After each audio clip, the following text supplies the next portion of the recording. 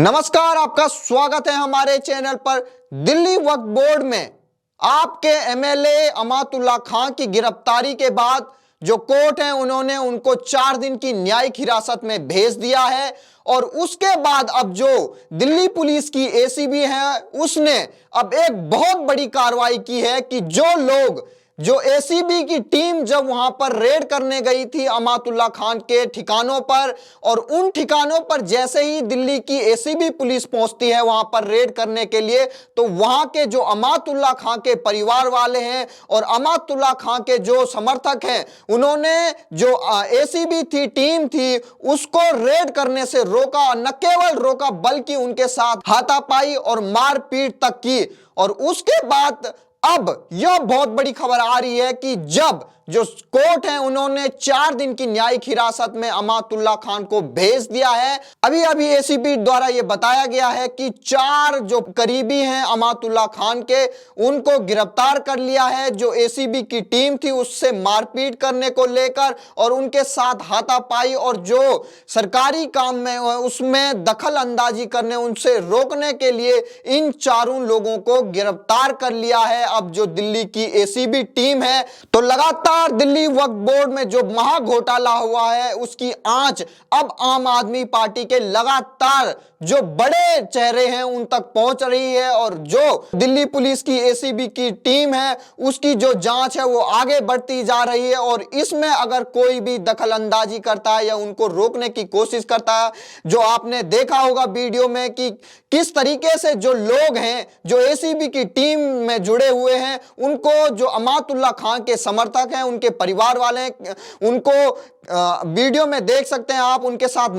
हाथापाई हो रही है, उनके साथ मार पिटाई हो रही है। और अब दिल्ली पुलिस की एसीबी ने उनको गिरफ्तार कर लिया है। जो लोग इसमें शामिल थे उनमें से 4 लोगों को गिरफ्तार कर लिया है। तो ये आम आदमी पार्टी और अमातुल्लाह खान के लिए बहुत बड़ा झटका है कि पहले उनकी हिरासत हो जाना, उनकी गिरफ्तारी हो जाना, उसके बाद कोर्ट से उनको 4 दिन की न्यायिक हिरासत में भेज देना। और अब उनके वो 4 समर्थक जो दिल्ली पुलिस की एसीबी टीम पर टूट पड़े थे, उनके जैसे ही उन्हें पता लगा कि यहां पर अमातुल्लाह खान के ठिकानों पर रेड हो रही है तो उनको रोकने के लिए उन्होंने हाथापाई की जो एसीबी की टीम थी। और अब उनकी 4 लोगों की गिरफ्तारी हुई है। हम उन 4 लोगों के नाम आपको बता दें कि सबसे पहले जिनका नाम इसमें आता है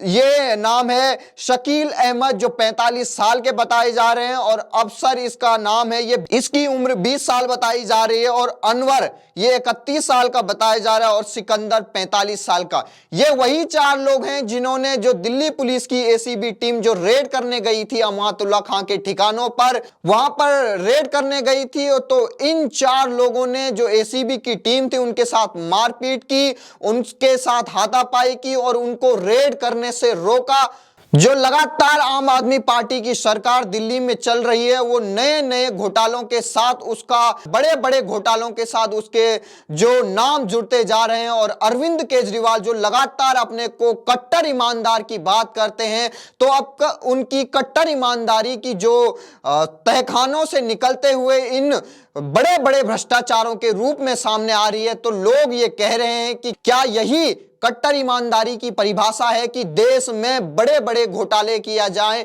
और उसके बाद अपने को सेल्फ प्रोक्लेम करके कि मैं कट्टर ईमानदार हूं। इसका एक जीता जागता उदाहरण आप दिल्ली में देख सकते हैं। तो देखा आपने जो दिल्ली की आम आदमी पार्टी की सरकार है, अरविंद केजरीवाल की सरकार है, वो लगातार बड़े बड़े घोटालों के साये में इस समय लिपटी हुई है और उनके बड़े बड़े घोटाले इस समय उजागर हो रहे हैं। चाहे वो पहले शराब नीति में महा घोटाला हो, किस तरीके से जो लोग हैं उनको एक के बदले एक शराब की बोतल फ्री दी गई और दिखाया तो ये गया कि ये फ्री है, लेकिन पीछे ही बैक चैनल किस तरीके से जो भ्रष्टाचार के बड़े नुमाइंदे इस देश में मौजूद हैं, बड़े भ्रष्टाचारी हैं, उनको हाथ पकड़ के आम आदमी पार्टी की सरकार ने उनको बड़ा मुनाफा उनको दिया और उनमें से किस तरीके से 50% जो मुनाफा है वो अपनी पार्टी में लेने का आरोप ये भारतीय जनता पार्टी ने लगाया। और इसमें सीबीआई और ईडी दोनों ही जांच कर रही हैं, केंद्रीय एजेंसियां, और मनीष सिसोदिया पर लगातार गिरफ्तारी की तलवार लटक रही है। और दूसरी तरफ दिल्ली में स्कूलों को बनाने में घोटाला और किस तरीके से जो हॉस्पिटल हैं जिनको नाम दिया जाता है मोहल्ला क्लिनिक का, अरविंद केजरीवाल कहते हैं कि पूरा कायाकल्प हो गया है पूरे स्वास्थ्य की नीति में और बड़े बड़े मोहल्ला क्लिनिक बन गए। तो उनकी हालत आप ये देख सकते हैं कि अरविंद केजरीवाल की पूरी फैमिली एक दिन भी, एक सेकंड भी मोहल्ला क्लिनिक की जो सर्विस है उसको नहीं लेती है। तो इससे साफ पता लगता है कि जो अरविंद केजरीवाल है उनका जो भरोसा है मोहल्ला क्लिनिक जो दिल्ली की लोगों के लिए बनाया गया, उनका खुद का उस पर भरोसा नहीं है। तो एक तरफ बड़े बड़े घोटालों का नाम और वहीं नए नए जो घोटाले हैं उनके सामने आने का लगातार सिलसिला जारी है और अरविंद केजरीवाल का लगातार अपने मुंह मिट्ठू बनना लगातार जारी है। उसमें किस तरीके से वो ये कह रहे हैं कि मैं ही कट्टर ईमानदार हूं, हमने दुनिया को अच्छी स्वास्थ्य नीति दी, हमने दुनिया को शिक्षा अच्छी दी, तो हरियाणा वालों क्यों ना हमें एक मौका दिया जाए। तो लगातार पूरे देश में वो मौका देने की बात कर रहे हैं, लेकिन जो दिल्ली की गवर्नमेंट है वो लगातार जो अखबार हैं, जो न्यूज़पेपर हैं, जो एडवर्टाइजमेंट हैं, उनको यहां से दमनदीव में भी उनको अखबारों में छाप रहे हैं। और हर वो जगह जहां आम आदमी पार्टी चाहती है कि उनकी सरकार बने, जहां इलेक्शन होने जा रहे हैं, वहां आम आदमी पार्टी की जो सरकार है वो पंजाब के पैसों को, दिल्ली के लोगों की गड़ी कमाई की जो टैक्स है उसकी गड़ी कमाई की कीमत किस तरीके से पूरे जो देश भर में है बड़े बड़े अखबार में उनमें लाखों करोड़ों रुपए के फ्रंट पेज पे न्यूज छापी जा रही है, एक एडवर्टाइजमेंट दिया जा रहा है कि देखिए किस तरीके से देश की राजधानी है और पंजाब है, वहां पूरा कायाकल्प हो गया है, पूरा बदल चुका है देश को, हमने पूरी दिल्ली को बदल दिया है, लंदन बना दिया है। और आप हमें एक मौका दीजिए, अरविंद केजरीवाल को एक मौका दीजिए कि आपके जगह भी बदलें। लेकिन वहां उन लोगों को यह शायद ही पता हो कि किस तरीके से पूरे आम आदमी की पार्टी की जो सरकार है वो लगातार भ्रष्टाचारों के बड़े आरोपों के साथ घिरी हुई है, जिस पर अरविंद केजरीवाल हो या पार्टी के कोई भी बड़े लोग वो इस पर खुलकर नहीं बोल रहे हैं, क्योंकि उन्हें यह लगता है कि अगर वो इस पर बात करेंगे तो वो जरूर इस पर फंस जाएंगे। शराब नीति पर चुप्पी, सरकारी जो हॉस्पिटल है उन पर लगातार भ्रष्टाचार के आरोप लग रहे हैं, जो मोहल्ला क्लिनिक बनाने में भ्रष्टाचार और दिल्ली के स्कूलों को बनाने में भ्रष्टाचार और डीटीसी बस घोटाले में भ्रष्टाचार, तो तमाम बड़े घोटालों के भ्रष्टाचार हुए हैं। लेकिन अरविंद केजरीवाल जो भ्रष्टाचार के मिटाने के नाम पर इस देश में आए थे, अब उनको ही लगता है कि भ्रष्टाचार में रहकर ही, उसमें ही रहकर ही राजनीति को बढ़ाया जा सकता है। और अब वो इस पर कुछ नहीं कह रहे हैं, बस उनका एक लेबल है जो हमेशा वो ये कहते हैं कि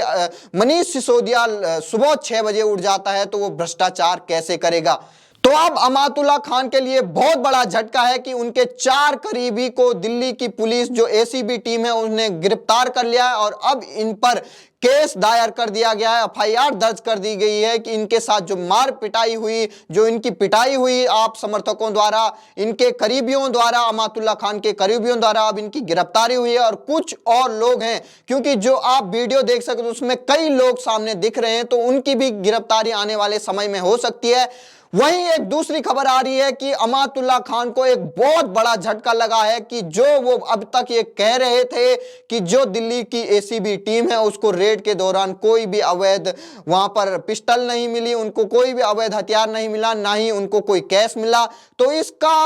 जो खुलासा, बहुत बड़ा खुलासा हुआ है कि जो आम आदमी पार्टी के एमएलए हैं अमातुल्ला खान, उनकी पत्नी के जब फोन को खंगाला जाता है तो उसमें एक फोटो उन्हें दिखती है जिसमें एक अवैध तमंचा और कुछ वहां पर कैश की गड्डी एक बिस्तर पे रखी हुई मिलती है। तो वहां से जब उनको एक क्लू मिला पुलिस वालों को, पुलिस की टीम एसीबी को, तो उनके बाद उन्होंने उनकी घर की तलाशी ली और उस जो बेडशीट थी उसको खोज निकाला जिसमें वो फोटो खींची गई थी और उस बेडशीट को रिकवर कर लिया है एसीबी की टीम ने। और उसको देखते हुए उन्होंने उनके 5 अन्य ठिकानों पर एसीबी की टीम ने छापा मारा, जहां पर उनको यह अवैध तमंचा, 2 अवैध तमंचे और 12 लाख रुपए कैश एक ठिकाने से उनके दोस्त के घर से और दूसरे 12 लाख रुपए उनके दूसरे ठिकाने से मिले। तो जहां से उनको 2 तमंचे मिले हैं वो बताया जा रहा है कि एक प्रॉपर्टी डीलर हैं हामिद अली, और उनके घर से ये तमंचा मिला है। और अमातुल्लाह खान के ये काफी करीबी बताए जा रहे हैं हामिद अली,